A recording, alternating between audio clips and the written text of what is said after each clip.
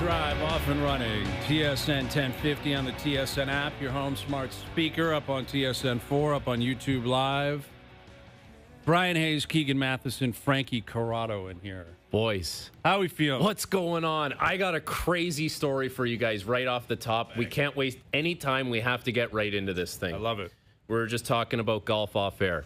Played in a charity scramble yesterday called Stomp the Stigma. Shout out to our boy Bobby Travis. Yes. Puts it all together. Awesome time. A lot of celebrities, local celebrities out there. There were some things that happened that you would not believe. So on the par threes, there were $40,000 prizes for hole-in-ones, and there was another par three where it's like a Mercedes, okay? So we catch wind. Someone got an ace. No way. They won 40 grand. Wow. You're thinking, wow, like that could have been me. It's on the same property. Unbelievable, right?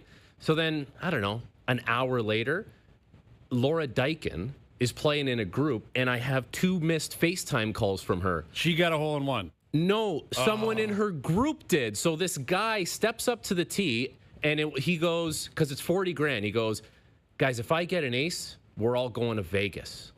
And he steps up, and he knocks it in. So now he's got to follow through on that. But you'll never see that guy again in your life. I don't know if he's going to bring the group and Laura to Vegas. I mean, Laura now we're talking like legally binded to a comment like that. She's got to be in Vegas partying with these random dudes at some point. On that guy's arm. 100%. But this is not even the craziest part of it all. So we got 2 aces. We got both holes covered that have the $40,000 prize. Doesn't Glenn Howard, the curler, step up to the same hole that the guy who said he would take everyone to Vegas to, and he knocks a hole-in-one as well? You're kidding. But he doesn't get any money out of it because the 40 grand was already accounted for. Oh, no. So Glenn Howard. That's a Canadian legend. How dare you? A legend. And he couldn't have been more happy. He was running around celebrating on the golf course. And then afterwards at the dinner, he said, I'm so happy just to get a hole-in-one. And he was so grateful. Meanwhile, I don't know what you would be thinking, but all I'm thinking is, I should have won 40 grand today. As someone who has never had a hole-in-one, I would be so angry that I got one in a situation like that and you didn't get paid. Obviously, every time you play, you don't ever think about doing that. It's just not... No one's like, oh, I'm going to hit a hole-in-one. Obviously, you're never thinking of it. It's never happened for me.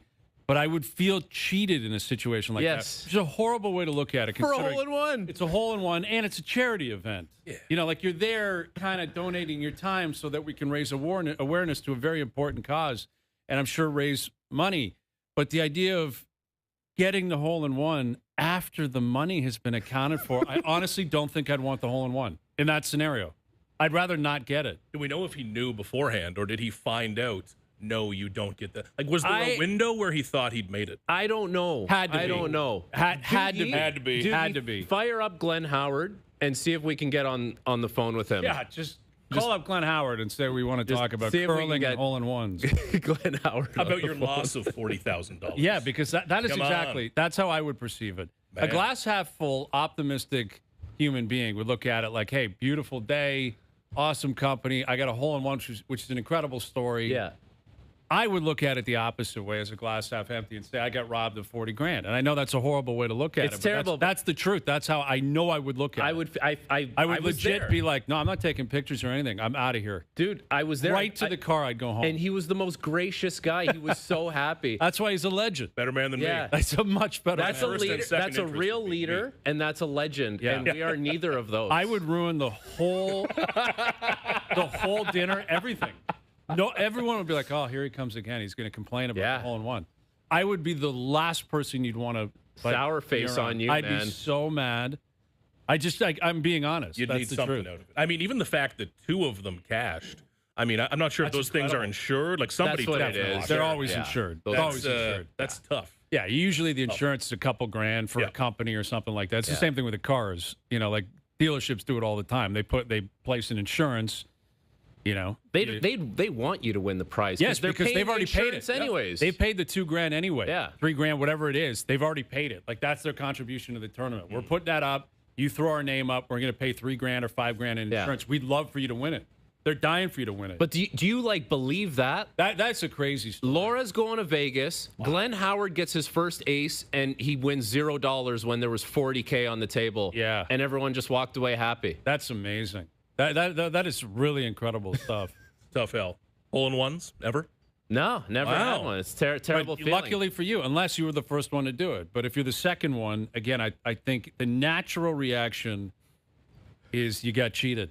Yeah. Even though it's something that you never had. Yeah. And no one owes you anything. I'd be okay. The only thing, and especially, you know what would come of this? You'd walk in there, and so I know someone would say, "Hey, dude, you still got to buy drinks," and I'd want to scissor kick someone. That's what I was going to say, because it's game over. Yeah, we know you didn't get the 40 grand, but let's not. You still got to pay. You got to buy everyone rounds. That's the only thing, because it's an open bar at these things. It's like, I'm not buying any drinks. Okay, you help yourself. Yeah, I'll bet you Vegas guy. There's no way he's following through on that.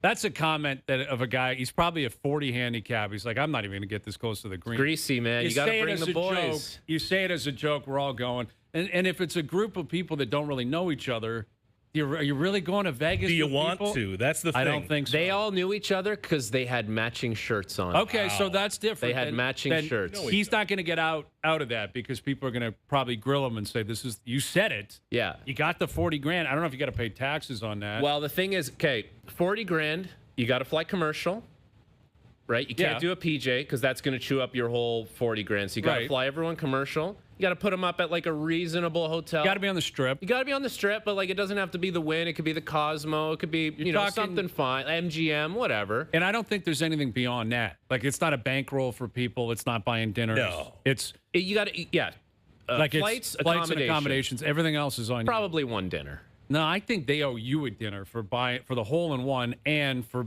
buying the flights and the accommodations. Like if you get a free run to Vegas on the arm because some guy hit a sculled 8-iron off the pin that went in, then you owe that guy at least an appetizer. If you know him. I hope that it's not like a distant friend of a coworker situation. I know. Yeah. That might be the worst one. If it's kind awkward. of a friend of a friend. This is my friend's husband. This is my friend's coworker. I love Vegas. I'd pass on. I would pass on that. I've spent enough time in Vegas and enough hard mornings in Vegas. I don't want to have a hard morning in Vegas with a stranger. Exactly. You know, I want to be able to tell the fellas, go on without me. I'm going down to the Oxygen bar, and I will meet you at 1 p.m. Exactly. And furthermore, if you're a part of their group, they're making the plans. Yeah. You're like, I don't really know That's if dangerous. I'm doing that. That's tough. And if I'm Laura, there's just no way I'm going. You just can't because be if you're involved the in something celebrity like in the that. fourth, I just don't know if it's we've all played that role before. I think it's a one and done. Congratulations. Let's take a pic. This was so much fun. Send me a pic from See you next Vegas. year. Have a Maybe nice FaceTime. dinner. Maybe we do a FaceTime. No problem. Happy to do a FaceTime. We'll talk after. But the moral of the story is Glenn Howard is a much better person than all of us. Yeah. Absolutely. Yeah. And I've never disputed that. I've always known that. I didn't need this story to know that Glenn Howard is a classy man. All-time classy human being. And we will never be that. The utmost respect for him, but I just simply wouldn't be able to do that. No. I'd be furious that I lost that on charity golf tournament at a charity event on a day meant for such a good cause. We're here for the kids and Brian Hayes today. Yeah, exactly. That's precisely what it would turn into. You'd be on the mic.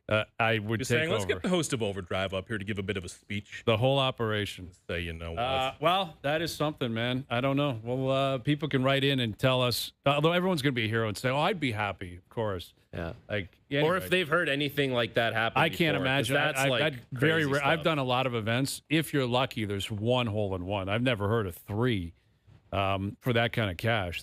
That's incredible. Anyway, good to see you guys. And hey, the Jays got a win last night, Keegan. Wow. Right? They're back. That was a win. Like Scherzer was effectively a glorified opener. Yeah. Right. And I guess that was probably always the plan. Yeah. I wouldn't say it went like spectacularly well, but he got out of the first, right? There was a bit of a jam there, and he went 2 2/3, walked some guys, gave up some hits. But a win is a win is a win, and he survived and he got through it. Yeah, he was clinging to the edge of a cliff the entire time. Okay. 1 pitch away from complete disaster the entire time. Right. Bases loaded in the first, runners on second and third, and the second. It was a tough watch. Honestly, you see parts of it are still in there. He'll touch 95 in the fastball, and you think, man, it's still there. but then you see a slider that just doesn't slide. You see this clip here of him talking to Schneider on the mound when he's saying, you know what, like, let's go to Fluharty. Let's go to the next guy. That's enough. That is... He looks exhausted. He does, man. And it's his 42nd birthday. Yeah. And he's trying to take down Abrams and Wood in the best offense in baseball. Of course he's tired. But getting the standing O in the third inning is pretty wild. From but dozens. he deserves that. He does. In that market as well. He helped them win a World Series. And he was a top 5 Cy Young finisher like 5 times there. Yeah, he was God in that market, man. But that was an interesting watch. And if I am the GM of another team, I'm not rushing to call the Blue Jays. Like, I don't know where this lands with Max Scherzer, guys, because there is probably no point on him being on this team the rest of the year. Just in terms of being competitive and extending that window into next year, there's not much of a point. But can you find a home for him? And frankly, it doesn't matter if you get anything back. Player be named later, pay his salary, whatever. Give him a shot, respect the guy, and I think they will. Do you think he wants that? Do you think Scherzer wants to jump somewhere else and hold on for dear life? I think he would like it to be somewhere that matters to him, like even like a Washington. If they were making a bit of a run and if they decide to try this, sure thing. I don't think he wants to go into a clubhouse full of strangers. There's not many strangers left for him in this game. But otherwise, what's the point? You know, what is the point of pitching at 42? What's the point of going through ankle, forearm, back, and thumb injuries and getting 3 needles in your thumb a couple weeks ago? What's the point? Unless you're going to make one run. Even if you got a 2% shot, that is that's better than what you got in Toronto right now. If someone's going to try and trade for him, which I feel like is it feels far-fetched just based on his age, his injury history, everything that you just outlined. Like, he's not going to start a game in the playoff series. Is he going to come out of the bullpen? Like, what is the role for him? That's the thing that I have a hard time figuring out at this stage, because if you go back to last year, he can start a game and he can give you a lead and he can set you up. But as we know, watching this Jays team, last year is a long, long time ago, man, and there's a few more miles there. A few more, man. And do you pitch 3 or 4 off the top? Is that enough? Does that matter with a team? Is there a team out there that has an injured starter who's a few weeks away and they can just get through with a guy? And this team would not so much be trading for Max Scherzer as adopting Max Scherzer. Like, we'll take him. He can come live with us. Yep. We'll feed him exactly what he likes. Don't worry about it. And does that last to the end of the year? I don't know. He is 40-ish innings away from 65, which is when he makes $1 million. If I had $1 million dangling, 50 stories in the distance, I'd be writing like a madman right now. You know, so there's a reason to stay involved here from Max as well. Well, I saw Jeff Passan is reporting that I guess last week the Jays started talking to teams about certain players, and I think what was most notable about his report on the Jays was the bullpen arms. Anyone not named Louis Varland appears to be available, including Tyler Rogers, who has been a really good find for them. And Jeff Hoffman, your boy, Keegan, you've mentioned it. Hoffman's been very, very good, right? We know the scar tissue. We know difficult for a lot of Blue Jay fans to overcome the past, and I think that's totally understandable. I think any team that's going to take him on, you have to consider that. I don't know how you put a tangible value on that, like the idea that the guy's probably got some scar tissue in the playoffs. But Hoffman, Rogers, Varland, that's been a pretty good 1, 2, 3 in the bullpen for them. Like, it's the one bright spot they kind of have outside of Dylan Cease. And yet, according to Passan, who's a guy that you should trust, they might end up flipping some of those guys. Got to be open to it, man. I guess you got to be open to almost everybody, anything. And in those late innings, I know we've talked about Hoffman a lot. Look at last night. I mean, they couldn't figure him out at all. They had no clue. And even when they knew sliders were coming, Jeff Hoffman's slider is a really damn good pitch.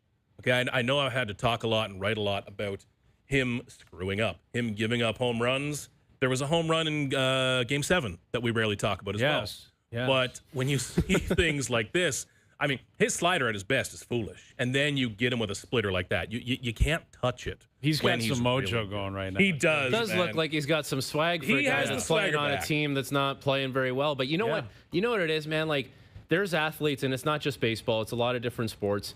They can do something at a high level, and you're like, man, if you could just see that more often, more consistently, that is the difference. And that's the difference for a guy like Hoffman, where the highs are what you just talked about and what we just saw. The lows are Game 7 and getting rocked and giving up home runs in ninth innings, which was clearly a theme last year. It's the consistency, man, being able to be almost robotic in a way. That's it. And that's, not having that variance, that is what separates a guy like that. And it's why Varland has been so good this year. Like, he hasn't blown a save at all. Barely. This entire season. ERA hovering around 1. And that's the key. It's the boring part. We want to talk about fireworks and big things. Anyone can score a goal. Anyone can hit a 3. Anyone can homer off Tarek Skubal. Anyone can strike out Aaron Judge. It happens. But can you do it over and over and over again? Can you get into that boring, kind of robotic sense of it, which Louis Varland is, which Tyler Rogers is? Like, we talked about this last week, Casey.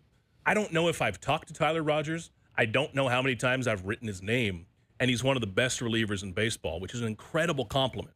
It's like punters. If we're talking about the punter, he screwed up. You don't want to be talking about the 8th inning guy, and we haven't had a reason to. So I think the Jays should be wide open to any and all calls, and some of that is just a fact-finding mission, man. Maybe if Team X calls up and dangles a player, you keep that in mind a year from now, but you don't hang up the phone for anything. But isn't it so indicative of the kind of season it's been for the Jays, where it's been backwards? Yeah. And the bullpen is usually one of those things where you're like, it could be a little bit volatile. You're not sure what you're going to get. And it's like, that's been the most consistent thing, where defense has been bad, hitting's been bad, starting pitching's been bad. But the one thing that you're usually like, hey, it's up in the air. It's been really solid and consistent. It's another element that makes it such an upside down season. Yeah. And in a weird way, almost appropriate because of the season that we're having here. And yet, again, completely unpredictable in terms of what's going to happen next year based on that. Like, the bullpen goes up and down all the time. So Jay's back in action tonight with Shane Bieber on the mound. So this is a big one. Like, this is a big trade deadline start. Again, the last couple outings, he's been good. He's had good stuff. He's performed well. His numbers have looked good. If he can follow this up again tonight, I think the phone rings after the game. Yeah. Don't you think? Like, I could see teams calling on him and doing what the Jays did last year, but probably with less of a gamble. Like, when the Jays acquired him, he was still rehabbing. He didn't step in and pitch, until September, I believe it was, where any team that acquires him now, you're getting Shane Bieber for the stretch run, like the playoff pursuit. So maybe more value than what the Jays had to pay for last year. Because I think when they acquired him, obviously he had the player option. I doubt they thought he was going to activate that player option. No chance. Like, it was a rental that they paid for last year. And the same thing would apply this year. Absolutely. And I think I can't believe, like, 2 or 3 weeks ago, I'd say, like, God, what are they trying to rebuild value-wise here? It was messy, and it looked like one where he had tanked his free agency, like it was heading in a bad direction. But right now, like, who the Blue Jays gave up last year was a top 10 prospect for Shane Bieber, if you want to talk in broad terms of packages. Right now, if he's going to give you 2 months, like last year, people forget that. He showed up and went to Buffalo for a few starts. Yeah, that's right. And he was slowly building back up. If you feel good about his elbow for the next 2 months, not 10 years, 2 months, then I think that there's an incredible value there. And, man, when he's walking off the mound, the moment John Schneider steps onto that field, Ross Atkins' phone will be ringing. Yeah. And because the rest of baseball is full of teams who just aren't really sure if we want to sell, don't know what we want to do. The Blue Jays can be bold, man. They have things people will be interested in. It feels like this whole trade deadline market is it's muddy for a number of reasons. Yeah. Like some of the teams that are really prominent teams this year are smaller budget teams, right? Like the Brewers and I guess the White Sox and who am I missing? The Rays, where maybe they don't want to spend as much money.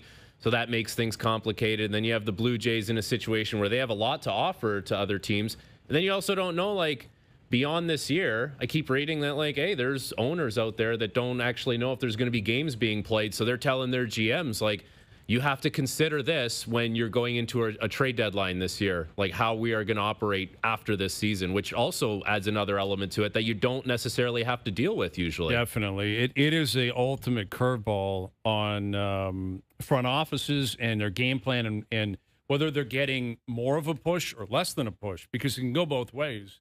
Because you're right. I mean, we've all seen the same reporting. I think Passan was reporting this, that there are owners in the league that are convinced they are not playing a game next year. Zero. Yeah. Now, this happens all the time. This is going to be an acrimonious negotiation. Everyone knows what's coming. This is going to be different than past negotiations. This feels more like recent, even baseball, their last CBA was not easy, but they got it done. But NHL ones, we know they've been tough at times. The NBA's had tough ones at times. This one feels like it's brewing towards certainly some level of work stoppage, or at a minimum, like right up against the wire. So with that level of uncertainty, I think you could argue GMs could spin it both ways, depending on how much support ownership generally gives their team. And I'll give you an example. If I'm the Dodgers, they'd probably do this anyway. But if I'm their owner, I'm like, go get everybody. Get Scooble, get literally get everybody, because this is probably our last dance for just being able to outspend everyone, get everyone we want. Yeah. Like, basically, if you're the Dodgers ownership, you're probably understanding the league is coming after you. Mm-hmm. Like, this whole CBA and whatever is likely to unfold is in many ways an attack on the Dodgers recent years, and the way they've been spending and the way they've acquired everyone, the way they've beat everybody.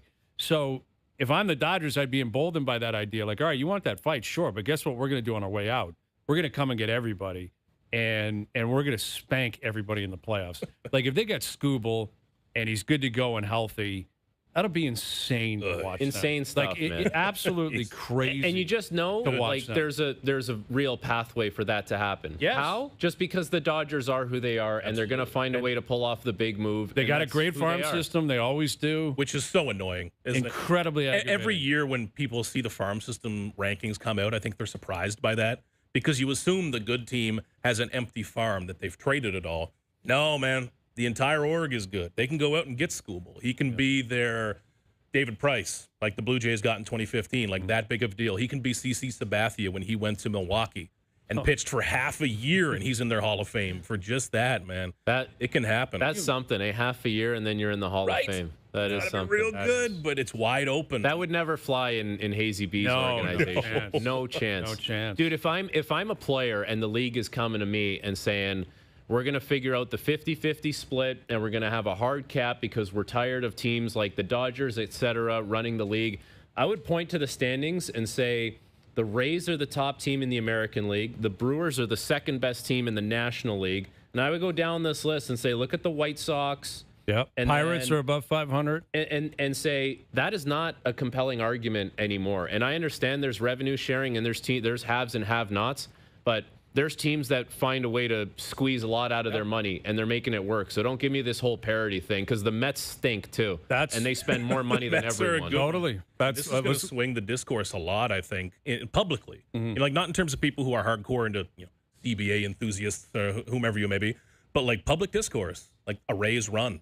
here. Like the Rays are a team, guys, that I think could be fun as hell at this deadline. Like, this is a team that kicked around trading for Shohei back in 2003 when he was with the Angels, man. Like, they've had a big, crazy move in them for years. And, like, if that's Scooble, I mean, come on. On top of that, if the Rays make a run, suddenly a lot of people are looking at that and saying, what about this? Well, that's what the agents are all collectively praying for, right? Is that obviously the Dodgers, and they've recruited really well, but they've also, the argument the Dodgers have made or would make is, we didn't tell the Red Sox to trade Mookie Betts. Yeah. They were stupid enough not to pay him. We didn't tell Atlanta not to just pay Freddie Freeman. He was dying to stay in Atlanta. They didn't offer him enough money. So they said, all right, we'll take him. Blake Snell, anyone could have had Blake Snell. Anybody. Like, he was just basically sitting there saying, who wants to come pay me? Yeah. And they're like, we'll take you. Shohei's extreme. Yamamoto's extreme. That's a ton of money. And those are, Japanese free agents, and They ended up in L.A., and L.A.'s created that kind of Japanese, there's a compelling market there for Japanese players. Call it like an ecosystem for Absolutely, them, right? Of course. But there's also, a number of players who have, quote-unquote, fallen in their lap, or they've just taken advantage of it. But you're right. I mean, Tampa's been leading the American League East all year. Cleveland is above 500. They're always above 500. They don't spend anything on anybody. And, Cleveland's still in the hunt. You mentioned Milwaukee's still there. Pittsburgh's above 500. Diamondbacks will spend a little bit of money, but not crazy. Like, they're not a headliner when it comes to spending money. But, the thing is, we also could be 3 months away from a Dodgers-Yankees World Series. Could be, And if that happens, that's not necessarily bad for the sport. It's great for ratings and, the if you're a proponent of dynasties really selling your product, well, you're getting it right now because of what the Dodgers are doing and what they're representing. So, But dude, even if I'm a small market owner, isn't there a part of you that is like, I got a pretty good thing going, revenue sharing and other teams keeping me afloat? Because now all of a sudden you got the keys after, right? It's like you're playing on an essentially a hard cap, even playing surface with everyone else. So there's no more excuses. You got to try and kind of keep up, which we see with the NHL for sure. But there's some teams that just have never really figured it out at this point. We're seeing this in the NBA right now with the Trailblazers in Portland. New guy buys it, strips down everything. yep. There's nothing left. Firing everyone, stripping it down like it's a company. And, that's a product of what's happening in the NBA and their CBA. So it's, you can find holes in anything, man. Exactly. There's no perfect league. There's no perfect salary cap. There's no guarantees you're going to be able to keep all your players. And, the reality is a lot of it is a cop-out for owners. It's that you're not a good owner and you don't hire good people. Yeah. You don't run your operation very well. You can hate on the Dodgers all you want. And sure, do they have a benefit that they play in L.A.? Yeah, you can't. What are you going to do? Like, that's L.A. It's L.A. They're the Dodgers. The Angels play in LA as well. Exactly. The Mets play in New York. Apparently. Right. And look what happens with them. Exactly. And that's the reality. All right, confirm or deny coming up. Steve Phillips on this and more just after 5 o'clock. Frankie's in here. Keegan's in here. I'm Brian Hayes. OverDrive continues up on YouTube Live.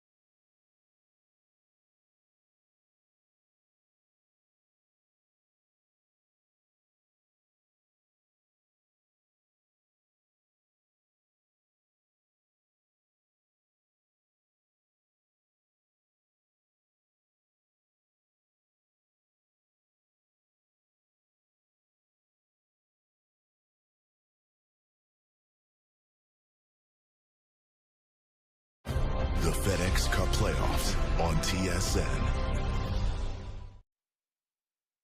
Now, back to OverDrive with Hayes, Noodles, and the O-Dog. I can neither confirm or deny that this is in fact a segment. Boston trades Andrew Raycroft to Toronto in exchange for the rights to Tuukka Rask. It's been my honor and a privilege to serve as the general manager of the Toronto Maple Leafs Hockey Club. It's time for Confirm or Deny. Do you regret giving all those gentlemen the no trades or no movement clauses? Well, I can neither confirm or deny that. I can't confirm or deny. All right, Confirm and Deny brought to you by Boston Pizza, Canada's favorite sports bar. Enjoy $15 lunch at BP where you get an entree, a side, and a drink, and you get it all in 20 minutes or less. A fast lunch doesn't have to be fast food. See you for a $15 fast lunch at your local Boston Pizza. All right, boys. Statements are made. We either confirm them or we deny them. Very simple stuff. All right, we've all played Confirm or Deny before, so let's get started. NFL camps are opening. Great time of year. CFL's rocking. College football right around the corner. Everyone's waiting for Arch Manning to be great again this year. Mm-hmm.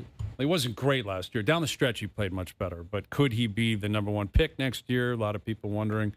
Well, let's go to the NFL here. Confirm or deny one of the Buffalo Bills, Baltimore Ravens, or Kansas City Chiefs will miss the playoffs next year. Miss the playoffs. Now, Ravens and Chiefs missed it last year. Yeah. So you got to consider that. Only the Bills made it. But only one of those teams will miss it this year. At least one.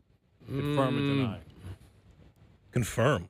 I'll go on Chiefs on that. I'll confirm Chiefs on that. Yeah, I kind of feel that Patrick way. Mahomes is coming back from the knee. When you look in the division, you have Denver, you have the Chargers, who I think will be better offensively. And you go another off. I mean, is Rashee Rice going to keep his head right for an entire year straight? Would be shocking. But I don't know what you do with that offense. I know Kenneth Walker will help a little bit, but, man, is this the year? Is some of that magic run out a bit coming off of, what was it, 6-11 last year, which seems unlike them, but I think they're the steepest hill. I'm gonna deny it based on the bounce back factor, the superstar factor, and I just don't know if those guys will have like two misses in a row in them. Like I know the Bills are kind of who they are. They're going to be fine. Josh Allen's such a stud. He's in the prime of his career. I just don't like I don't know. I can't buy into it happening 2 years in a row. I feel like there's a massive pride element plus like a bit of a clutch element behind it. That's very reasonable. And I'm going to confirm it, but I mean, this is why it's a good question, because you could totally see this going both ways. I think Kansas City is in tough, depending on the status of Mahomes. I think we all expect at this point likely to start week one, but is he mobile? Is he confident? You know, is there and the comparisons between the Chiefs and the Patriots have been there. The reality is throughout the Patrick Mahomes era, they have made it to the AFC Championship game every single year. It's crazy. And then they missed the playoffs last year. So the idea of one offseason means, all right, they're done, it's over. But I'm with you. I don't love Rice. I don't love Worthy. Kelsey looks done to me for the most part. Walker is a big question mark. He's got the capability of doing it. We just saw him win a Super Bowl MVP. But he has got to pop for them. Trent McDuffie's done there. They've turned over some secondary. I think Kansas City's in tough. Like, they're in tough. And I think if they get in, they just get in. And honestly, look at Baltimore. New coach. You know, Lamar had a really bad season last year, too. It's been so Derrick good in the Henry's regular season older. for a long time. I know, but it's a tough conference, man. There's some really good teams in the AFC. I'm going to confirm that one. And even the Bills, who I do obviously believe will make it. New coach. You know, some defensive turnover. Who's rushing the passer there in Buffalo? Tough schedule. Like, nothing's guaranteed in the NFL. No. So I'm gonna confirm that one of them misses. All right, Jackson Koiven, your boy. What a weekend What a he had at the swing 3M. he's got, this guy. I worry about the back. Like, that Got guy Billy swings, Zalatoris written all over it, he eh? swings out of his shoes. Yeah. Like, his swing is, and listen, he's as precise as anyone I've seen on tour. Like, he had a run over the weekend of like 21 straight holes where I think he hit every fairway in reg and every green in reg. 21 in a row. Dude, something crazy. You know like what that. he looks like? He looks like that kid at your course that you've heard about that's like a sick player, and you've never golfed with him, but he wins the club championship every year, and there's just nothing you can do about it except he's on the PGA. Yeah. And he is a stripe show. He's so good. He just won in his third professional start, and Scotty Scheffler was chasing him down. So with that in mind, starting today, this is not all time. This is not their complete legacy. This is from today moving forward. Confirm or deny, Jackson Koivin will win more majors than Rory McIlroy. That's actually a pretty good question. You can't go Scotty because Scotty's still only 30. Yeah. But Rory is not a young pup. In between the back-to-back Masters, he went like 11, 12 years without winning. He's not playing as much. He's not playing as now much. in between the Masters. Who do you think wins more? It feels like a pipe dream. Feels like a pipe dream because the kid just started, and it's a lot of recency bias. I'll just confirm it based on the fact that like this kid has a lot of runway left. 21 He's off years to old. a great start to his career. If he can stay healthy and that swing holds up, there's going to be a lot of weekends where he's going low. Mm-hmm. And I think you're right. Like Rory's got miles. He's played a lot. I don't know. Like there's a lot more runway for this kid to do it. I'm going to deny because I've been 21 and now I'm 35, and I don't know if that swing lasts. Yeah. You know what I mean? Yeah. I want to confirm because I'm excited by him, and you see a lot of the history he made playing NCAA golf, a lot of history. Dominant. But are we, when he's Rory's age, when he's older than Rory, does that swing look the exact same? I don't know. Yeah. But I hope, man, he's exciting as hell. Well, and listen, there's a lot of assumptions that have to be made. You assume he's just going to be good for the next 20 years. Yeah. You know what I mean? Like, yes, he's had a great start. There have been other young guys. Nick Dunlop won a tournament a couple years ago. You barely find him on a leaderboard anymore. Doesn't make cuts, doesn't do anything. Jordan Spieth was one of the best players in the world, and we thought this was going to be an era for him. Yes. And he is on the range playing with his driver, like changing the degree of loft every week with the weird thumb, and like he's jiggling over it. Like it is a mess. Yep. And this is a guy that we thought was going to be basically what we're talking about. Yeah, he was a phenom. His year 21 season on the PGA Tour, I think he won multiple majors, multiple times, on tour. He won the Masters, his second or third time playing professionally, if not first, and choked away a couple the next 4 or 5 years. The guy was phenomenal. But if Koivin is legit, and you mentioned what he did at Arkansas, I believe he was, like world class, like player of the year by a mile, and he's 21, if you presume like this is the start of a blossoming career, the guy's going to play in like 70 majors. How many more is Rory going to play in where he's really competitive? Right. 15? 20? Like if we're starting today, it sounds insane. But I think I'm going to jump on the bandwagon and confirm that this guy is capable of winning 2 or 3 more majors, and I'm not sure McIlroy is going to win 2 or 3 more majors. Do I think Rory is going to probably grab 1 more now? Yeah, probably. Maybe. No guarantee, though. No guarantee. There's no guarantee. He could be second. He could be third. Yeah, exactly. Right? Well, look at Scheffler's year. All he does is finish second. Yeah, and dude, speaking of Scheffler, like, don't you remember when Scotty first came onto the scene and you watched that swing and that footwork a few times? Weren't you like, a part of you were thinking, I don't know if that's going to last. I don't know if that's going to be super consistent. Like, it's pretty wild out there. Now, he has turned into one of the most consistent players in a long, long time. History. But I mean, we're talking about that with Koivin and this kid's swing, and like it's gonna hold up. Well, Scotty's swing held up. And again, if he wasn't so good in college, this would be getting way over our skis. Like if he kind of came out of nowhere and won a tournament, and then you start like launching those type of expectations. But this kid has been talked about for a while. People have been waiting for him to go pro. He won in dominant fashion his 3rd professional start. Like he is not a fluke. He can play. Yeah, he can play, and like that Miles Russell kid's coming next. Like there's a couple of young guys that are coming on tour. Pretty crazy stat that as of like once we get to the Masters next year, the youngest current major winner on tour will be Colin Morikawa, who's going to be 30 years old at that point.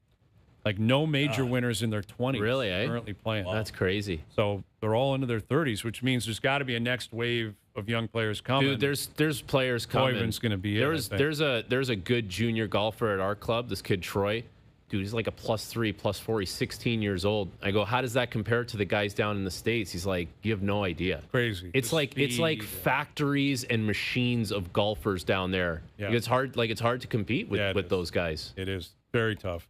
All right, moving on. Confirm or deny. One of Jeff Hoffman or Tyler Rogers will be traded by the deadline. Confirm. I don't expect Rodgers to be dealt. You think they keep Rogers? Yeah, you've got him for good value. Keep him for good value. And the last name, it's free advertising. Oh man, like there's a business element to. If there's one thing I need more of in my life, woo, exactly. But you've got the years and control on a deal that just looks good. It just don't mess with happy. Mm-hmm. And Tyler Rogers is happiness for an MLB organization. You build around him. Like in a bullpen, there are nobody who year to year will be good and their elbow will not explode. I don't think either of those things are going to go against Tyler Rogers. He's so durable and he's so consistent and so good. But Jeff Hoffman, man, like what the Blue Jays need to do at this deadline is find one opening to get a real prospect. Yes. I don't mean some organization's number 13 prospect. That's what they did in 2024. And that's helped them with guys like Yohendrick Pinango and some others who have come in and played meaningful innings. That led to Brandon Valenzuela. It's helped. But that's about creating a big league roster. Are you going to create a winning roster? You need real prospects to do that. Now, is that Gosman? Is it Bieber? Maybe. But Hoffman gives you another shot at that. The best approach is always quantity. Mm-hmm. You know, I have covered 1 billion number one prospects who were can't miss. They're going to be here forever. No, they're not. Mm-hmm. Okay, so few of them are. Go back through prospect rankings and click on 2022, 2016. They're all gone. They didn't do much, right? Yeah. So give yourself a few cracks, and I think that's what Hoffman represents. Not going to lie, that prospect rant hit a little close to home for yours truly, buddy. Hey. Always high on the list. I had a few of those lists. Yeah. I'm going to confirm it, and I'll take the front office point of view on this. Like, these guys have done a really good job of hitting on the things that they have done, whether it was last year, that team that they assembled, the moves that they made this year, most notably bringing in Dylan Cease, that even though the team hasn't played well, they've kind of hit the right notes. And I think going into this trade deadline, A, they're going to understand where the team is at, and B, they're going to be able to execute the moves that they need to execute on, and that would leave at least one of those guys vulnerable to a trade. And I would imagine there's going to be more than just that happens. I'm sure they recognize that. Yeah, I'll confirm it as well. Now they have control over both guys, right? This is a scenario where you could bring them both back. But relief pitching around the trade deadline, like that's where teams really realize we got to have it. Like the best teams know they've got to have some bullpen arms. You have to have it. And I agree with what you're saying, Keegan, with Rogers. I think it makes a lot of sense to bring him back unless some team calls and you just say, well, obviously we have to do that. Always be open to someone else's stupidity. Yeah. If someone goes nuts, whatever. Yeah. Anyone other than Shohei Ohtani can be traded. Absolutely. All right, moving on here. Confirm or deny. If it turns out LeBron James will be living in New York and commuting to Philly, confirm or deny LeBron living in New York City will not be an issue for people in Philly. Not be an issue? Yeah, not be an issue. They're just happy he's there. I'm going to deny that. I'm going to deny that. I hate this whole thing about LeBron living in New York. And let me make something very clear. If you play for the Philadelphia Flyers, there's a very good chance you live in New Jersey, in the suburbs. There's not a lot of players that actually live in Philadelphia. But that's the routine. Like, that's part of it. So you can say you're kind of still entrenched in everything that's going on over there. The fact that LeBron has chosen Philadelphia and wants to live in Manhattan and take a helicopter, under no circumstances can LeBron James ever talk about the hardworking people of Philadelphia and what it means to be in this city. Never say any of that. You're going to live in New York and you're just going to commute. You're an outsider.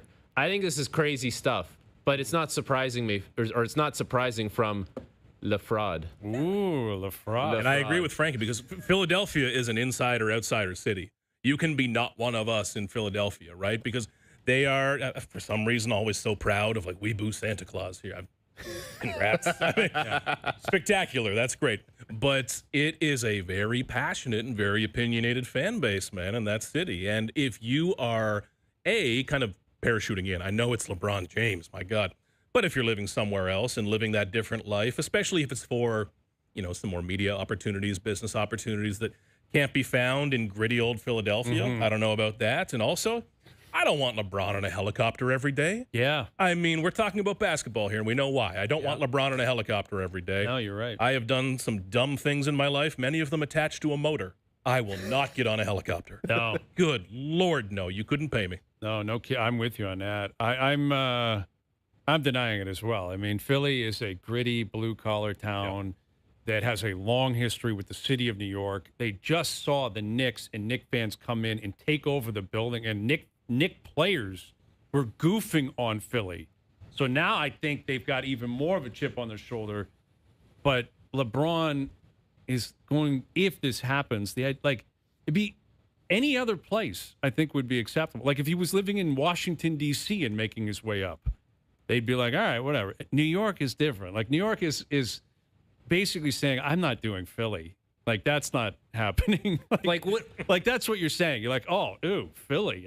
No chance. Like What I'll does come this in guy and play. think Philadelphia is? Where does he think he's going? Philadelphia is a world-class city. I love Philly. It's a good city, man. yeah. I love going to Philly. I mean, it's Great. not New York. To be fair to LeBron, I would choose New York over Philly Of course 10 you days would. out of 10. Then sign in New York. But that's the thing. Exactly. Go play for the Nets if you want to so badly. The Knicks, I don't know. Maybe he felt like that was just too extreme in terms of literally jumping on a championship bandwagon. But they don't got good enough sushi in Philly. Yeah. They And you're got right. Del Frisco's Steakhouse. You're right, though. He could live kind of halfway between, and then on off days go into New York.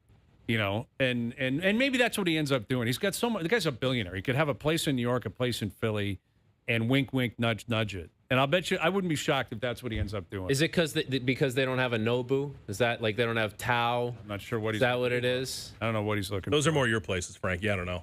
Yeah, you're like a pub guy. I'm a pizza and like an O'Malley's pub and like a steak kind Something of guy. Fox, something Fiddle, and whatever. All day. All right, we'll get to some more confirm or denies later this afternoon. Steve Phillips coming up as well. Overdrive continues, TSN 1050 and on TSN 4.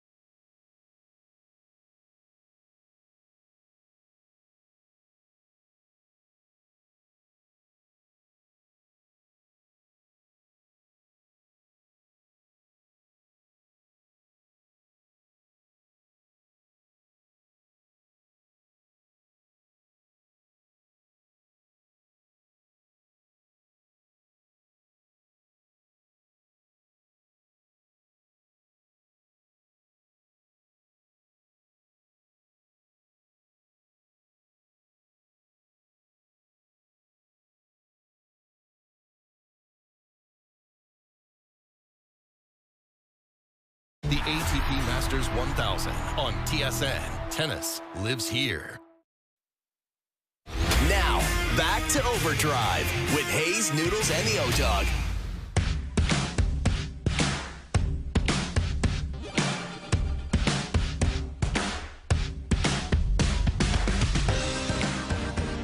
All right, Steve Phillips coming up. Haven't heard from Plaxico Burress in a while, which is a really strange thing to say, unless we were going to hear from Plax, which we will, because I guess he was on Little Wayne's podcast, which is a sign of the times. I love this setup already. This is Are spectacular. those all real names? You're sure? Yeah, Plaxico Burress, Lil Wayne podcast. So we'll play it in the next hour. And there's one team in particular that takes the ultimate stray, like just shrapnel from Plaxico Burress. So we'll get to that. And I think that'll launch us into a conversation of the biggest gong show organizations in pro sports and worst reputations, et cetera. So we'll get to that coming up. Draymond Green on his way back to Golden State on a one-year deal, making almost, 7 times more than LeBron James? Yeah. So he didn't take a discount, Draymond, but he's got a year left. Steph's got a year left. What he was going to make anyways, Yep. right? They just denied the option and just signed him back. Well, now you got Steph, Draymond, Jimmy Butler for a year, which basically sets up for Golden State to, I think, kind of flush that era out. Like one more dance. Steve Kerr, I bet you Steve Kerr puts his hand up after next year and goes, thanks for everything. And then they're going to have a lot of money to play. And it's a very compelling market, great history, great new building. Yeah. An owner that's willing to spend, but there's only so much you can spend now in the NBA. But that one's going to be strange. Like the end of the Steph Curry era, and Draymond for that matter, like those two have been so great and never went anywhere else. I assume they will play somewhere else. That's what I was thinking. Like, I wonder that with Steph. Do they go somewhere else after? It's gonna be one of those ones where it's really weird to see them in a just different kit. It will be. Like really Draymond eventually maybe, and Steve Kerr will say, oh my God, finally. Yeah. Thank you. Get me out of Goodbye, I'll drive you. Yeah.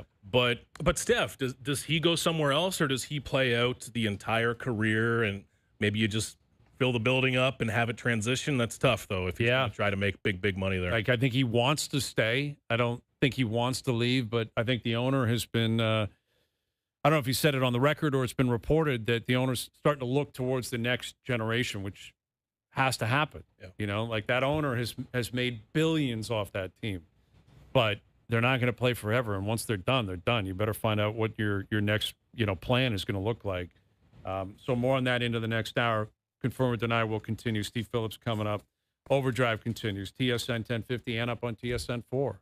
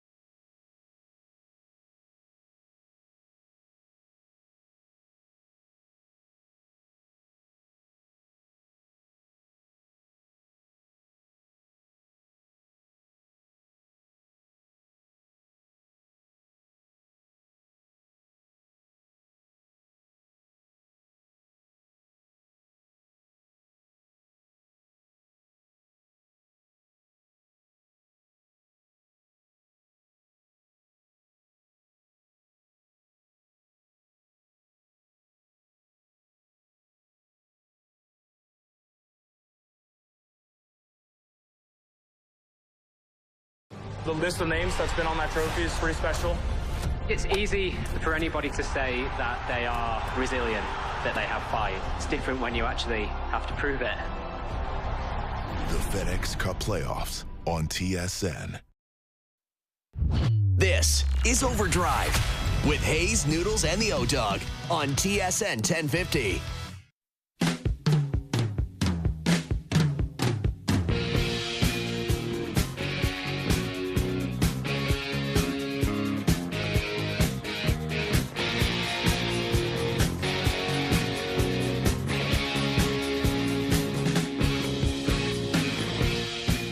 Hour 2 OverDrive continues, powered by FanDuel, bringing you more ways to play your game your way. Brian Hayes, Keegan Matheson, Frankie Corrado in here. Steve Phillips coming up on the Jays, getting themselves a win last night. Back in action tonight, Shane Bieber on the mound. And, we got some more confirm or deny later in the hour. And I referenced a podcast that is starting to make the rounds. Actually, I was told about it when I walked into the building today. What's it called? Just jump on the mic and give me a little shout out there. Go ahead, JP. What are we about to walk into here? It's called The Joint Venture. Okay. Lil Wayne Podcast. Lil Wayne's Podcast. Oh, okay. Yeah, Lil Wayne's Podcast. It's got a name. So Plaxico Burress, who once famously shot himself, also was like a Super Bowl hero and a big part of the 07 team, I believe, that eventually beat the Patriots, who were undefeated at that point in the Super Bowl. He was on the Lil Wayne Podcast and was asked about playing in New York, not for the Giants, though, for the other team in New York that he happened to play for. And he was asked to compare and contrast based on another experience in his life. Are you guys ready to hear this? Let's hear it. Let's hear it. Playing for the Jets or prison? You're a bad man. J-E-T. So they're both kind of similar because when I walked in the prison on my first day, I was like, damn, man, you are a loser. And I had the same damn feeling every day I walked through the door with the Jets. I'm like, dang, I hope we can win this weekend. Loser.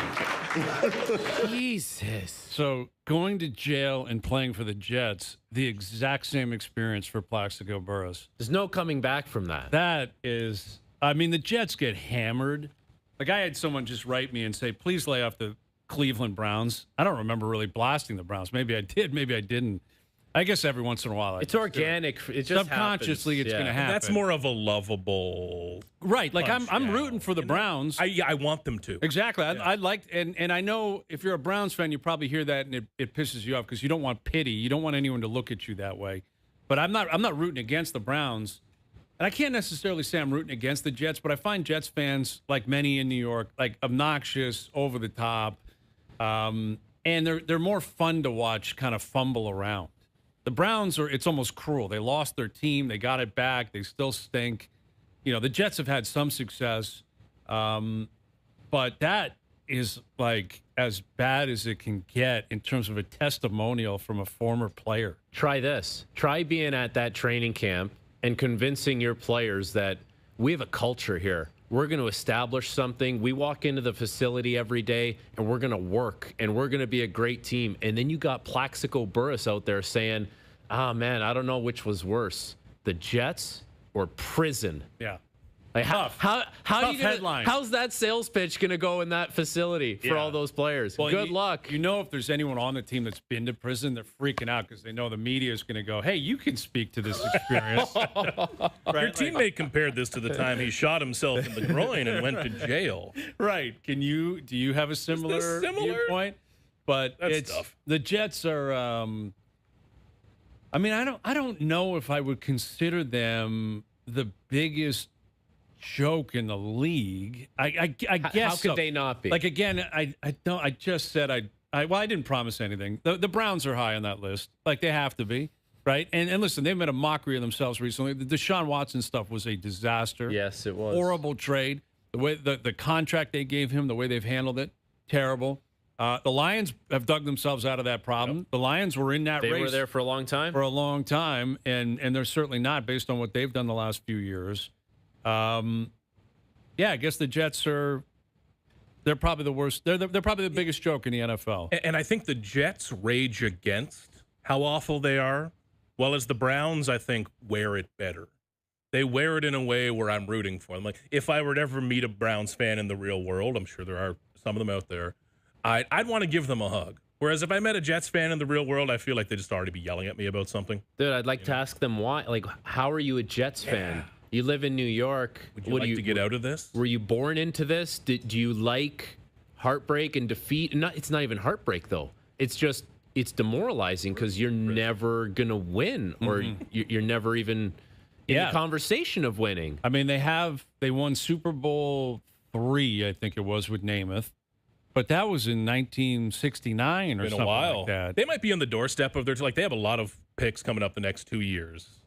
Yes. Maybe they're building out the lines. They have a few first rounders. You try for Arch Manning or one of the top quarterbacks and go from there. But man, the Plaxico Burress era, he was catching balls from Mark Sanchez. Yeah, and I think he was playing across from Santonio Holmes. Okay, back then. Yes, that was also the same year, and I remember this because of how tragic it was. Because Plaxico was old and this other guy was old. That's when LaDainian Tomlinson was on the Jets as well. That was depressing. He was 32 or 33 at least, and he was just 1 foot at a time. Isn't that a classic Jets move too? Like we'll take LT at 32 and see if he's still got some wheels, and he's got nothing. Dude, if you go through the NFL like last year, okay, Giants were bad, but the Giants they've had years where they've been good. They won a Super Bowl recently. They've won 2 in the last 20 years. Right. Lions have dug themselves out of a hole. The Bears dug themselves out. Last year, yep. The Panthers were 8-9, like they were first in their division. So you kind of go through it. You're like, the Cardinals are just not as bad as the Jets. They just don't have the same odor in my mind. And part of it is New York, where they are. Right. Like they get more attention because they're in New York. So the Browns fell back into it. Like they were 5-12. The Titans had a bad year. I would say the Titans are small market more than just like a pathetic operation. And then, Raiders, that AFC West. Raiders should be kind of, and listen, they're in there. The Dolphins should be too. The Dolphins kind of get off people's radar for whatever reason. I don't know. They're if not it's a taken Miami seriously thing. down there. Yeah, but they stink, and they've been bad for a long time. Like, they have not been a serious organization for a long, long time. There was like little hints of it with Tua and Tyreek, but it just never But never same thing with the Jets. The materialized. Jets, when like Ryan was there and Sanchez was there, they went to an AFC Championship game. Like they've had some hints, but Plaxico, Geno Smith's got him. Don't worry. He'll get them over the top. Geno back in New York doing his thing. Thank God. Okay, Jay's back in action tonight, coming off a win. What are we, about a week away from the trade deadline? Less than a week. 6 days. Yeah, we're less than a week away. Here's our TSN baseball insider, Steve Phillips, joining us on the Maple Toyota hotline. How you doing, Steve? I'm doing great, guys. Good to be with you. Yeah, thank you for doing this. Max Scherzer, credit him. He's 42. He went out there. He gave him 2 2/3. He looked exhausted. He grinded. He got through it. Based on him doing that last night and what you saw of him last night, how would you project what the rest of his season looks like? Yeah, I don't think it's pretty. And, I think that what I worry about is that the greater the workload gets or the intensity gets, the more challenging it is for his body. And the more torque and pressure on the shoulder and elbow and the neck and the thumb. And so, I think that anything more than 3 innings, maybe 4 innings, feels like it's asking a lot. And, I don't know that you're going to do an opener with him and make him a bulk guy. And I think that it's unfortunate, but I think we're seeing the not the beginning of the end, but sort of the near end of the end for Scherzer on his 42nd birthday, pitching yesterday. It was a moment to wave to the crowd in D.C., but I think that it's winding down right now, and I think it's just going to come down to, how much do they need innings?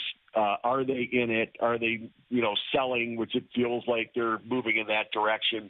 And, do they need him? And then do they want him moving forward? But I don't see him pitching real significant, impactful, meaningful innings the rest of the year. Steve, now that we're in trade deadline week here, I'd love to have you take us a bit inside what trade negotiations are like around a week like this. I know everyone is a bit different, but But generally, for most of these trades, in terms of first teams to reach out, how you're exchanging names, giving one another different options, different shapes of deals, can you take us a bit inside that process and those conversations, how those actually happen in a front office before we all hear about the finalized deal? Sure. So, it's not only GM to GM conversation. It's sometimes assistants reaching out to general managers, assistants reaching out to assistants. But you've got your group in your front office and a team that will make the calls and reach out.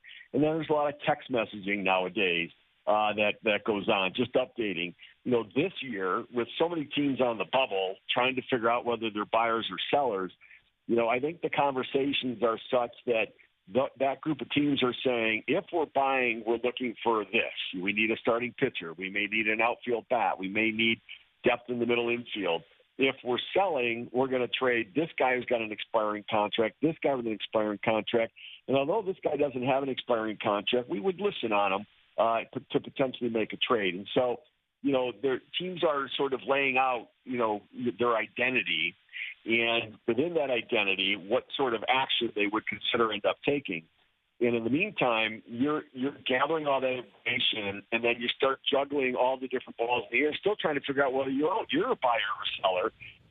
We just heard reports that the San Diego Padres had scouts at every level of the Yankees farm system this past week and weekend, and that they're scouring that system.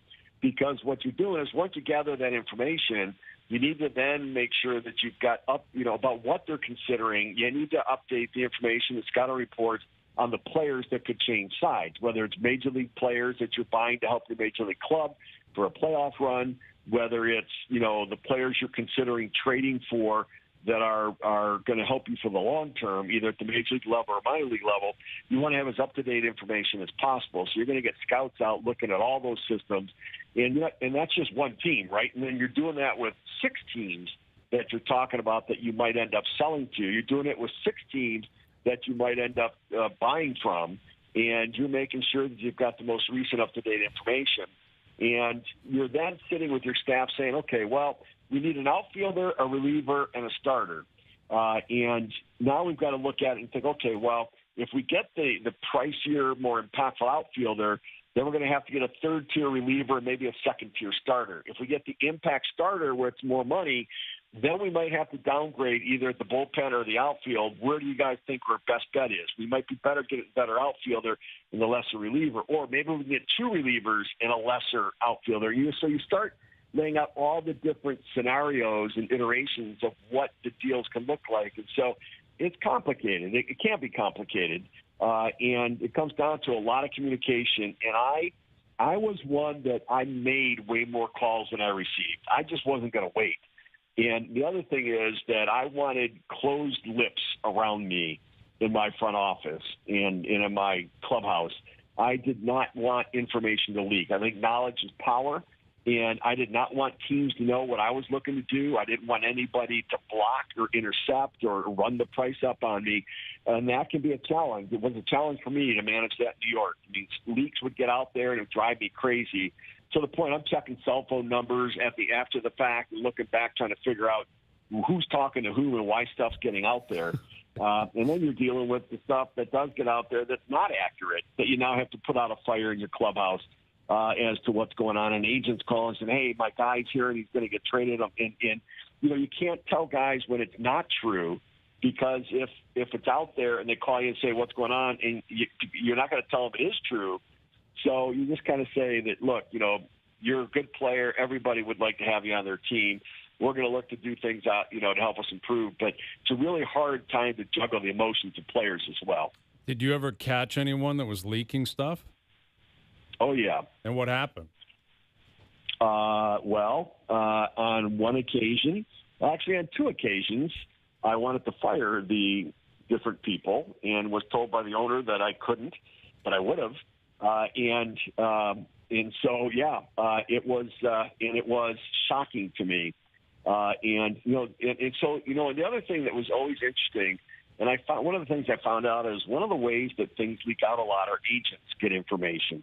an agent might call a team, talk to the general manager, and then now he's armed with information that when he talks to a general manager in another team, he tells them, and then some writer from New York would call that general manager, and he'd say, hey, what do you hear on the Mets? Oh, I'm hearing that they're talking about this, this, and this. And it goes from one person to another person to another person. So, it's amazing, the process of it all. I was never one that leaked the story. I didn't throw up trial balloons or any of that stuff. I just wanted quiet and to be stealth in everything that I tried to do. If there was a line set on Blue Jays transactions at this trade deadline, and that line was 3.5, would you be taking the over or the under? I'm taking the over. How many? Yeah. How much over?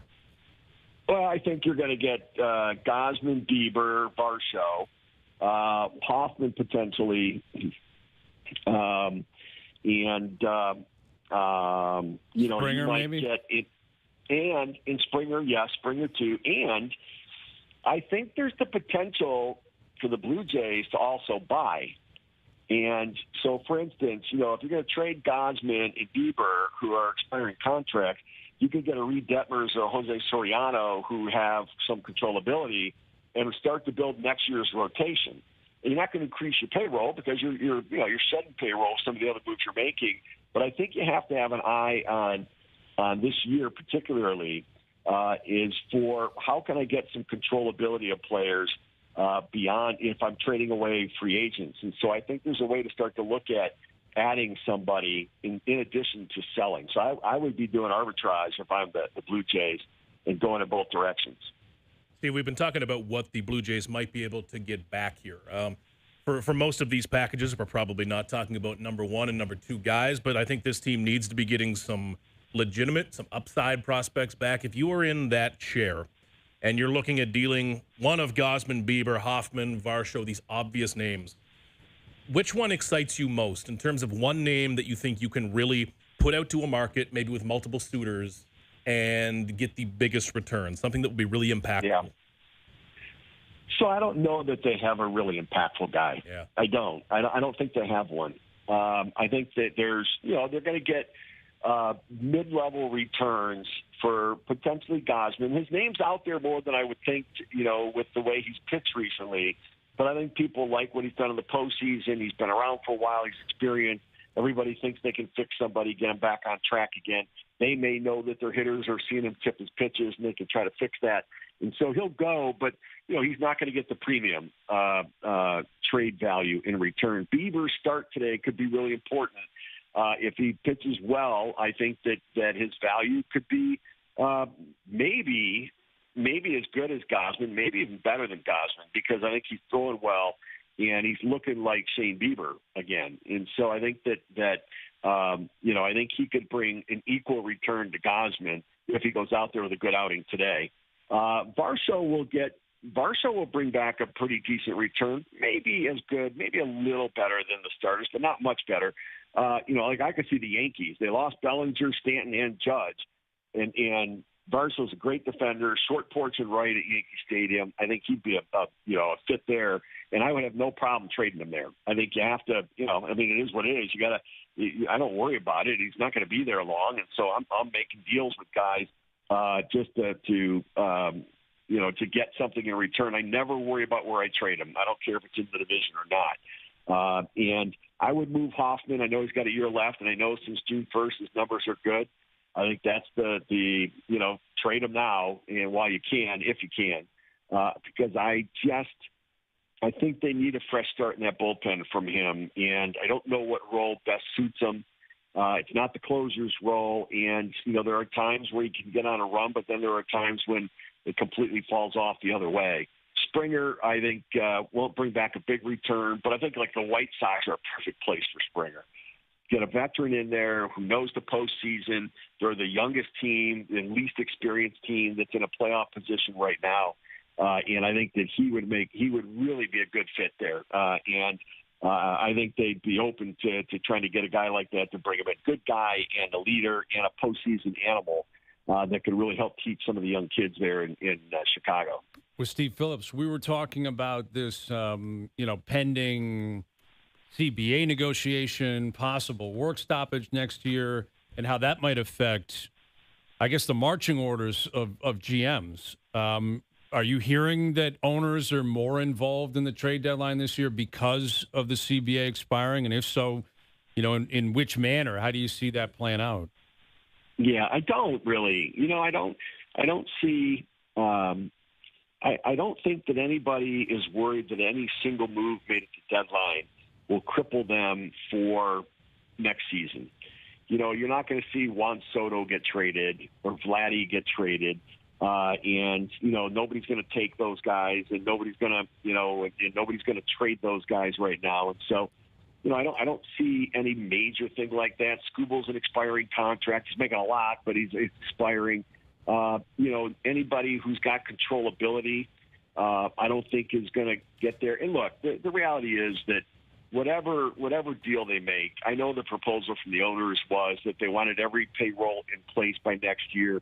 I mean, you're not going to be able to do it. I mean, the Dodgers are not going to be in a position where they're going to have to trade Mookie Betts or Freddie Freeman, or Kyle Tucker because they have to get their payroll down. And so, there's going to be a grandfather clause for teams to get there. So I don't think anybody has really been all that worried about the impact from the CBA and what could happen beyond this year with anything at the trade deadline right now. Outside of the trade deadline, are you starting to hear more about owners potentially saying that there's a good chance that they're going to play 0 games next season? They got to figure out this 50-50 split between the teams and the players. Like how much worry, I guess, do you have at this point that we're headed to, a pretty significant work stoppage?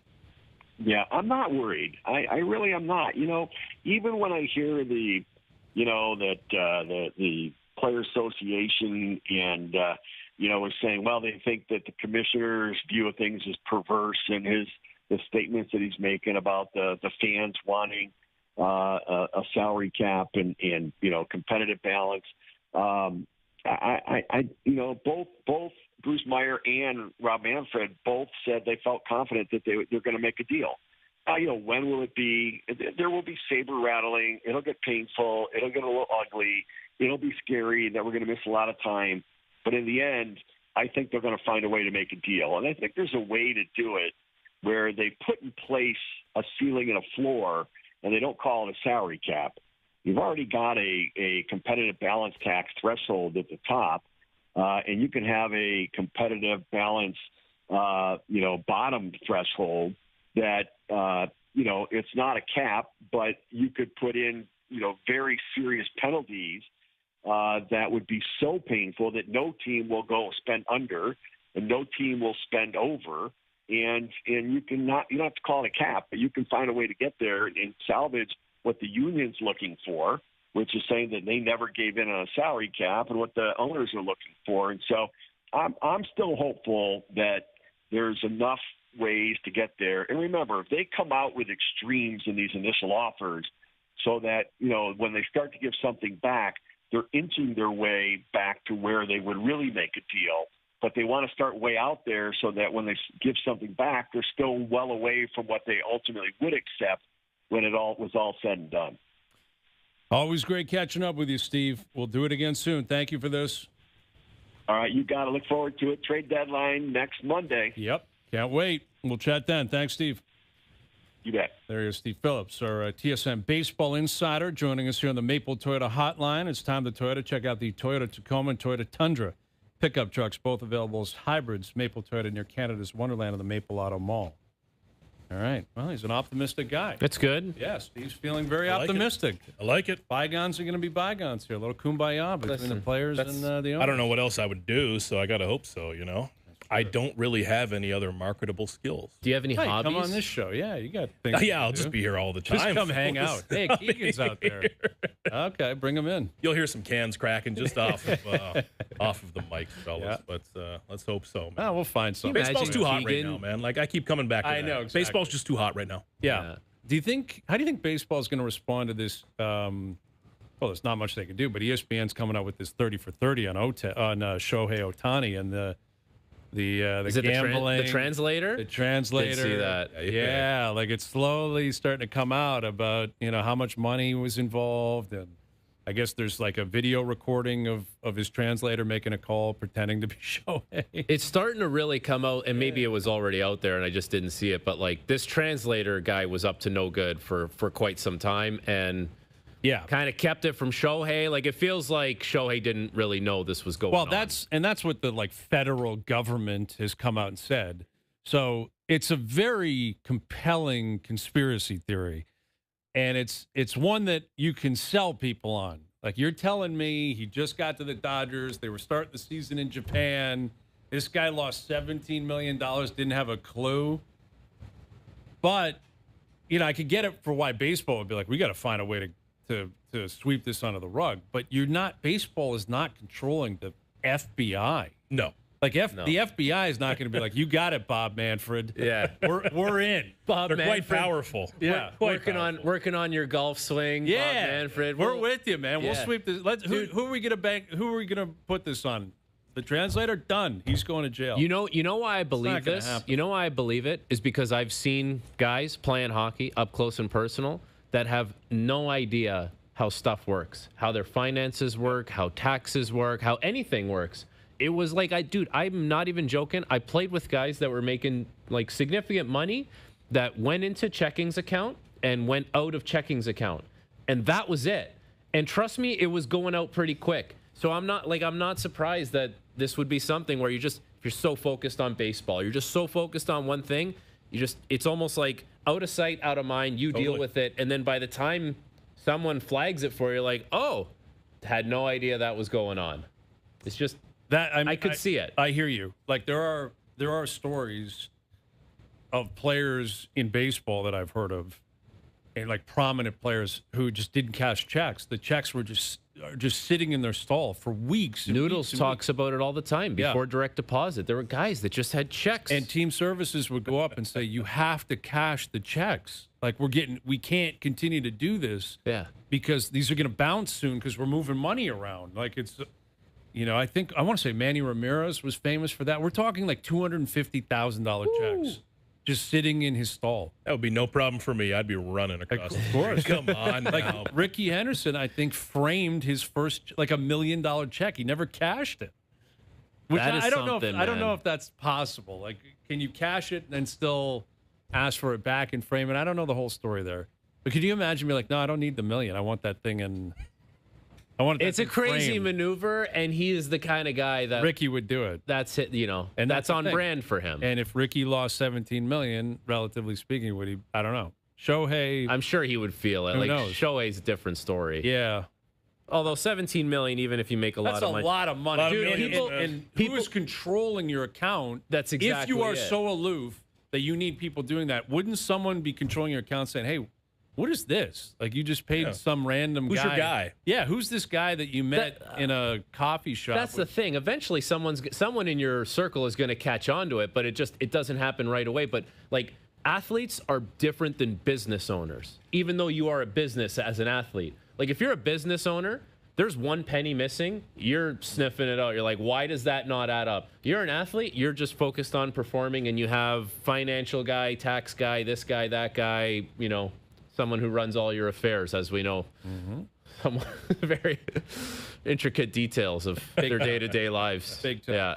Yeah. All right. We've got a little bit more confirmed than I to get to. Best bets still to come as well. OverDrive continues up on YouTube Live.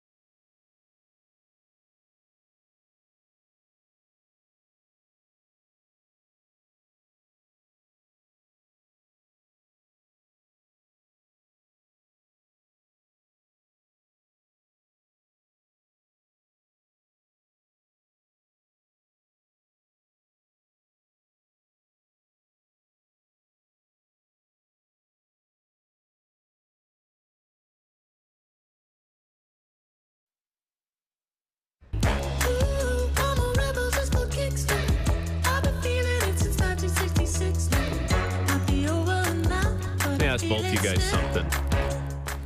I know you guys pretty well now. I know both of you come from a long lineage of sweaters, like people who sweat profusely. Yes. We've had this conversation before. That's a fact. So let me ask you if you believe in something or if this exists in your world. A pile of clothes, either in the bedroom or the bathroom, that are not dirty enough for the hamper, but dirty enough that you can't put them back in the dresser or the drawer. It's like somewhere in the middle. Does that exist in your world? Yes, I know what you mean. Do you know what I'm talking about? I know what you mean. Well, I mean, I think it's more like heavier items that applies to, obviously. Like, you know, if you, a pair of jeans, you're not washing every time you wear a pair of jeans. No. You know, I think hoodies goes without saying. I'm not washing a hoodie unless I feel I have to wash a hoodie. Is that what you're talking about? Yeah, it's like, dude, kind of that world. There's like this purgatory for clothes, and right? especially around a house where, like, you know, you're not sweating in the house, or you shouldn't be. If you do, you really got a problem.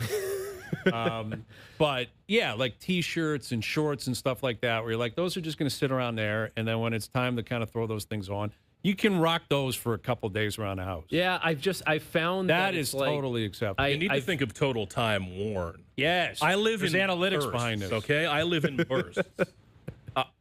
I'm not walking around my own home in any type of state to open the door.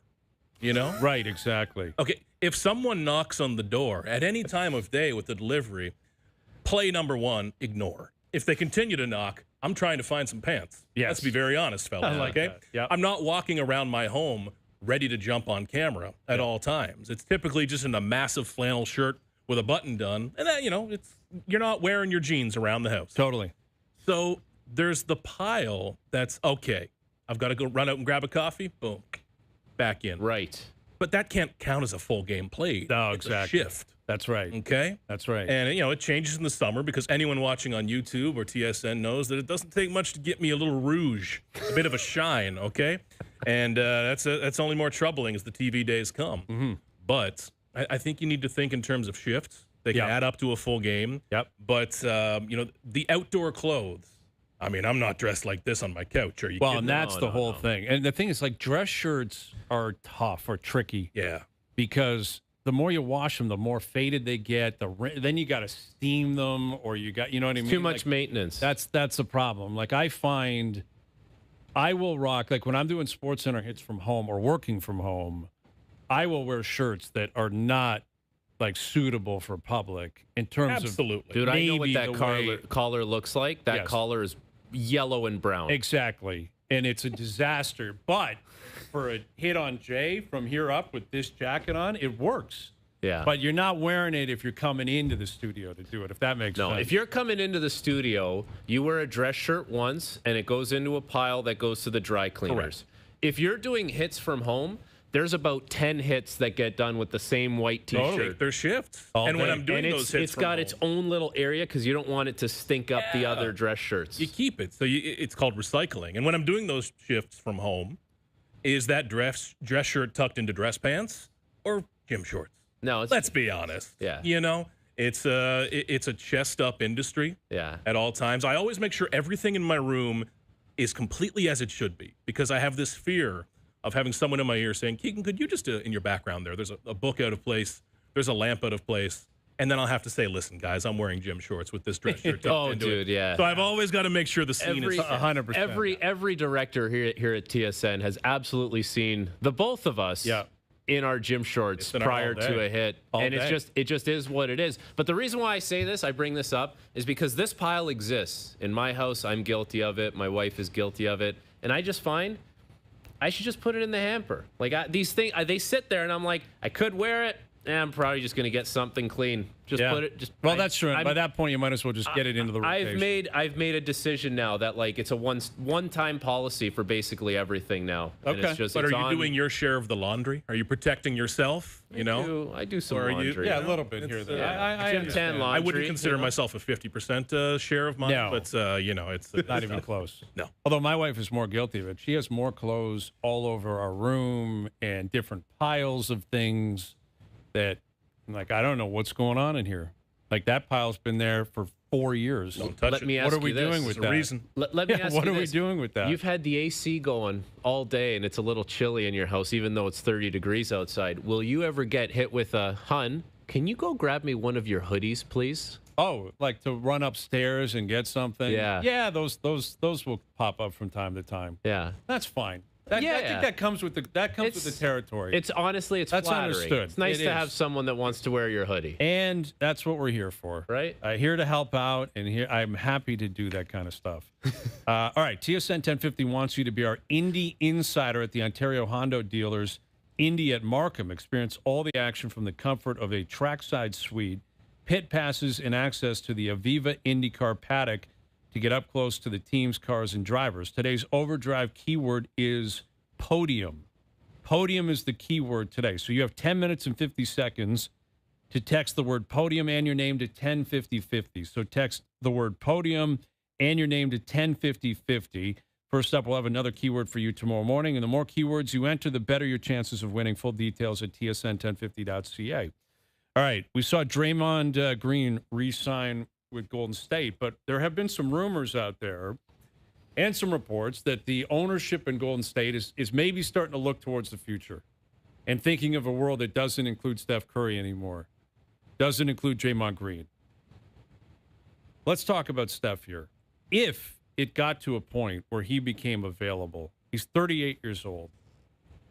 Confirm or deny the Raptors should go all in on Steph Curry if he's available and willing to come here. I'll confirm it just because it's such a cool thing that Steph Curry would be a Raptor. His dad played here. We know how much he loves the city and has an appreciation for it. And listen, man, like they've kind of made, well, it's roadblock now, but they made a decision to go all in on Kawhi. Mm-hmm. The reality for the Raptors is these are the kind of swings that they have to take. So I would be in for it if I were them. Got to be in the right spot, man. Does that line up with a year or two down the road? Does that line up with Scotty Barnes, Murray Boyles? Does that line up with your whole core? Maybe. Is he the missing piece? That shooting? Maybe. I would say this year it would. Yeah. I mean, that's a guy that if, presuming the Kawhi deal is going to go through, and like it's difficult to get a read on what that would cost. Like we're talking trade at this point, and I don't think it's going to happen between now and the beginning of the year. But let's say Golden State fades, bad year. It's an understanding they're not going to bring him back. And between now and the trade deadline, it's like, hey, Steph, he's still got game. He's still shooting the lights out. He can play. Kawhi's found his rhythm here. Raps are well on their way to the playoffs.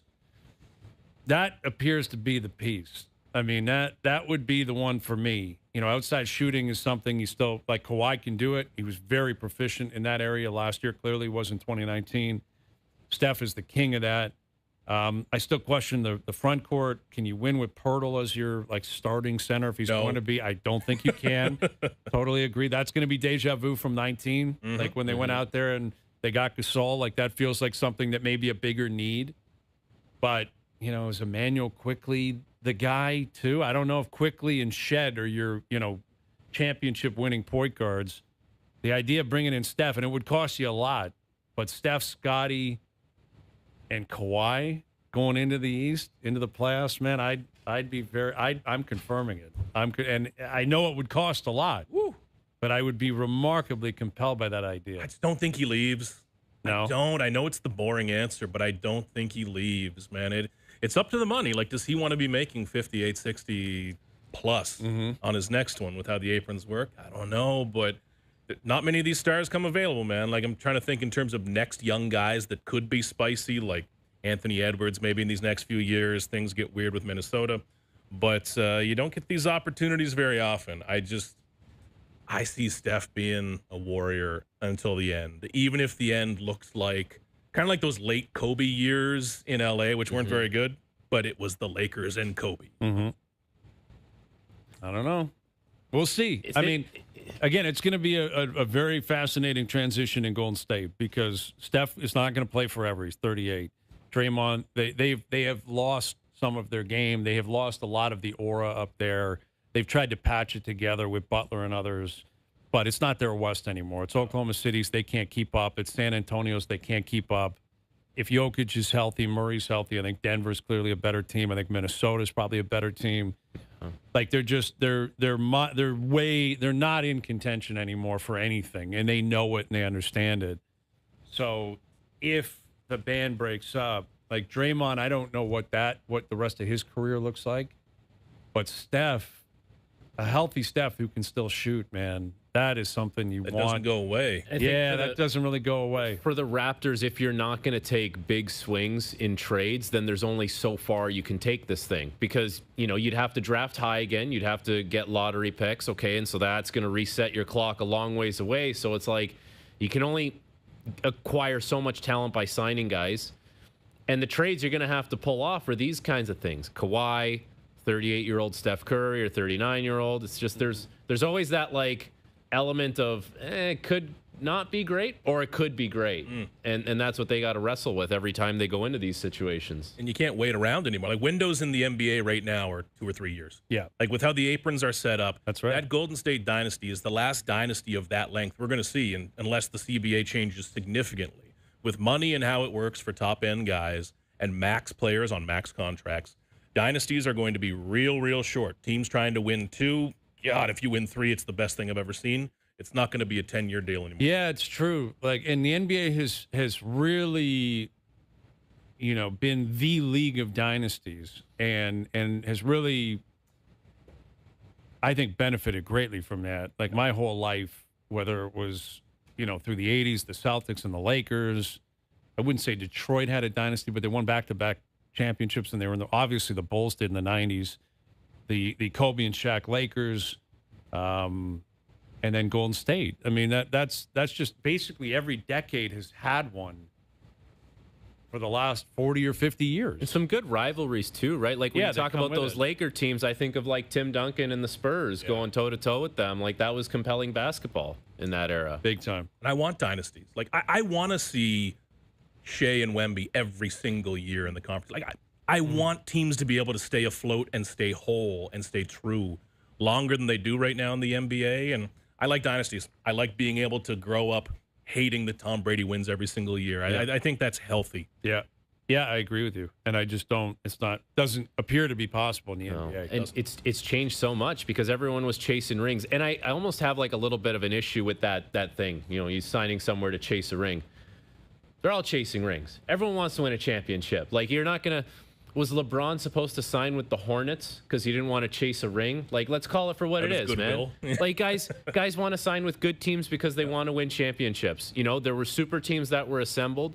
But as far as maybe correcting that, I think the NBA has done a really good job because now we get a different winner every year, and we have done so for the last 8 or 9 years, where we haven't had a repeat winner now. No, haven't had one in since the Warriors. I think went back to back. So. And really, they use the NFL. It's interesting. They use the NFL as their kind of guidance in all this. Everyone wants to be the NFL. You can't. You're not going to be. It's not going to happen. Yet in the NFL, you mentioned Brady. Like Brady went to the Super Bowl seemingly every year. The Chiefs and Mahomes, prior to this past season, they went to the AFC Championship game every single year. And when they lost in the AFC Championship game, I think they've lost them twice in overtime. So like even then, it's not like they get blown out in that game. Yet there's this perception in the NFL like, hey, everyone can win, and there's, any given Sunday, and that hasn't really been a reality for the last 25 years, where New England and Kansas City have represented the AFC basically every year, short of a couple here or there for Denver, or like even this year, New England with Drake May and Mike Vrabel were in the Super Bowl. Like it just, it's been basically 2 teams every single year for 25 years. Anyway, all right, best bets coming up. Jay's back in action tonight. OverDrive continues. TSN 1050 and up on YouTube Live.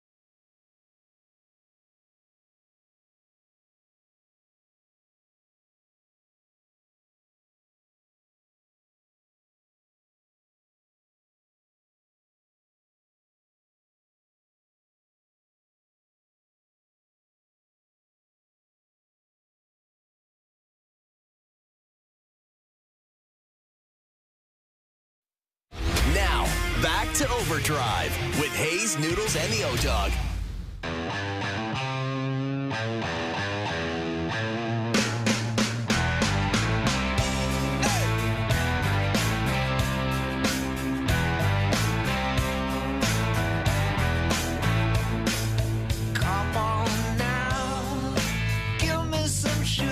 All right, Best Bets powered by FanDuel. Make your picks and assemble a same-game parlay in seconds on a FanDuel Sportsbook app. You're seeing some rain down there in D.C.? Is that what you're telling me, Keegan? A little delay. Beginning in a delay. I'll admit, when I'm at home and a game gets in a delay, you're okay with there's a little schadenfreude. Or the opposite of it, I guess. But because I don't react well to rain delays. No, those do not. God bless the Dome. Now, you're lucky, exactly. The team you cover happens to be the only team that can guarantee 81 home games. The only team with common sense, man. The only team Retractable domes for all. They are retractable domes. They are totally doable in this era now, right? Like with technology being what it is, there really is no excuse for any team in the Northeast, Midwest to have anything but a retractable Needs to be dome. necessary. You know, technology and stuff. Yeah, thank you. Thank you, JP. Exactly. That's exactly right. Anyway, I'm looking at the Jays tonight. I think going back-to-back tonight. Shane Bieber, I think, is going to have himself a night. You know, John Schneider was pretty happy after the game. Like his post-game, he was starving for a win last night. They haven't started a series with a win in a while. Yeah. It's Don't been do a much while. winning anyways.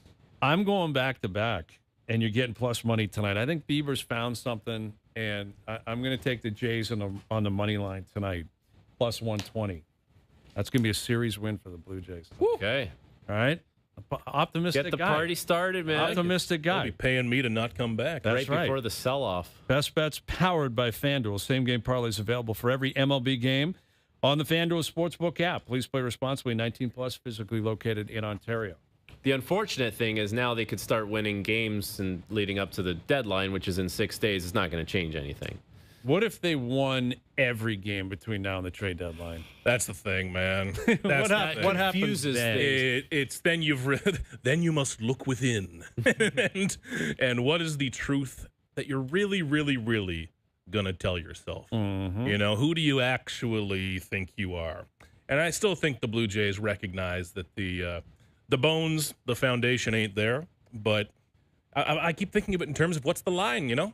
You get within 3 games to the last wild card. I know there's a billion teams in between you and the last one, but it's enough to make you have some meetings. Also depends how you're winning those games. If they're not like games that you could replicate winning over and over again, meaning like, you know, something fluky happened here, or you got a hot performance here that might be a one-off, you're like, that's not sustainable. You need Vladdy to start hitting bombs. You need things that are supposed to be common occurrences to happen in order to really change your mind. Yeah. Not likely to happen. No. And still has not happened at home. We have almost reached August. Yeah. Still has not hit a home run at all. Wow. That is one of the more crazy stats in the history of professional sports.